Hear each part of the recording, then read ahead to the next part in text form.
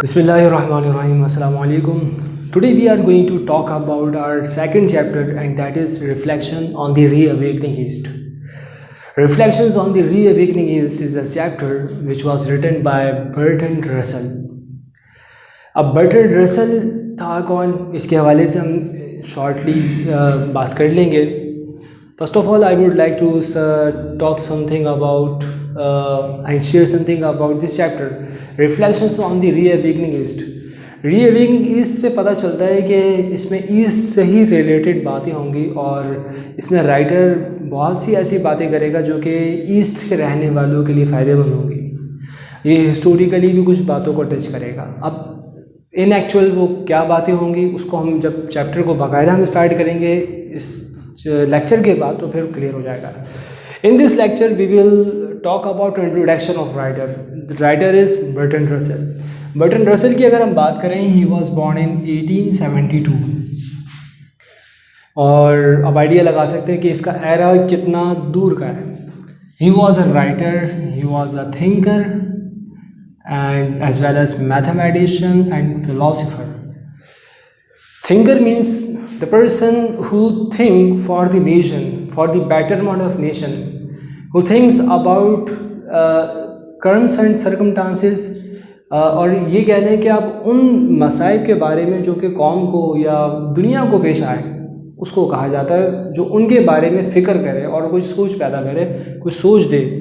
Thinker, जिसको हम उर्दू में मुफक्किर कहते हैं. So he was mathematician as well as philosopher.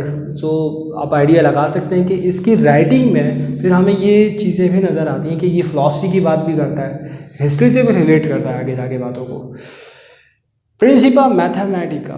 Principia Mathematica इसकी एक बुक है जो कि बहुत ही ज़्यादा रिनाउंड है. जैसे कि हम जानते हैं कि he was also the remarkable writer.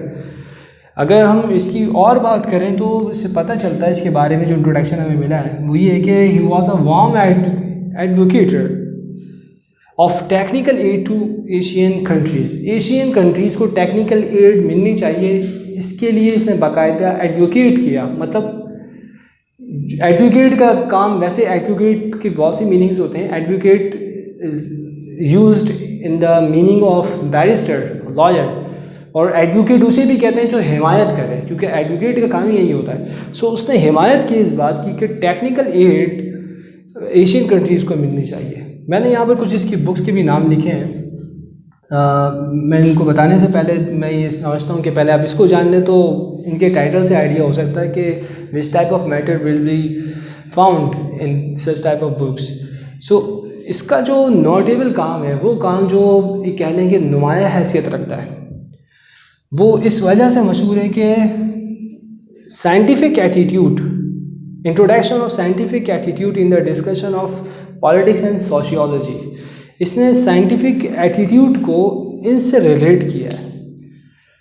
अब साइंटिफिक एटीट्यूड क्या होता है? साइंटिफिक एटीट्यूड के बारे में हमने फर्स्ट ईयर में एक चैप्टर था जिसमें science and society, science and scientist की यहाँ बात हो रही थी. ये 2 चैप्टर्स थे और वहाँ पर साइंटिफिक मेथड, साइंटिफिक एटीट्यूड, जहाँ पर बात हुई थी कि 3 फीचर्स ऐसे हैं सिंस 17th सेंचुरी जो कि हमें साइंस की एस्टॉनिशिंग प्रोग्रेस के पीछे नज़र आते हैं, जिनमें से एक साइंटिफिक एटीट्यूड ऑफ माइंड वहाँ पर बताया गया था. साइंटिफिक एटीट्यूड का मतलब है कि रीजनिंग की तरफ जाना.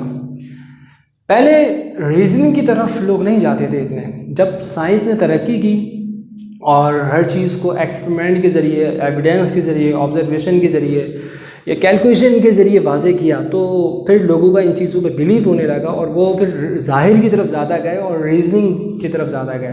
तो साइंटिफिक, तो ये scientific attitude into the discussion of politics and sociology, इससे इसने रिलेट किया. अब आप देखें, अगर इसकी बुक्स के कुछ टाइटल्स में यहाँ पर नाम लिखे हमने कि new hopes for a changing world.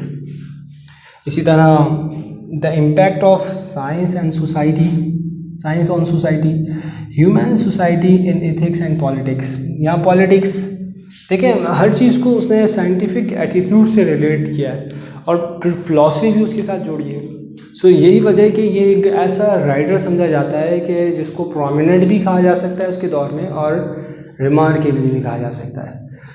इसके बारे में और मज़ीद मालूमात आप अगर हासिल करना चाहते हैं so I will recommend you so to go to Google and search his biography, what was the contribution of him, so ताकि एक अच्छी मालूमात आपके पास जमा हो सके। मैं एक बात और बताता चलूँ, जहाँ पर हम बात करते हैं बड़े बड़े राइटर्स की जिन्होंने प्रोज़ में काम किया या किसी और जॉनरा में भी, फॉर एग्ज़ाम्पल प्रोज़ की बात कर लें तो फ्रांसिस बेकन, उसका एक बहुत बड़ा नाम है। इसी तरह बर्ट्रैंड रसल का भी नाम वहाँ पर इग्नोर नहीं किया जाता, इस लेवल का राइटर है ये। आई होप कि आपको ये लेक्चर समझ में आया होगा। In another video we will talk about main points of and summary of reflection on the reawakening of east. Thank you very much.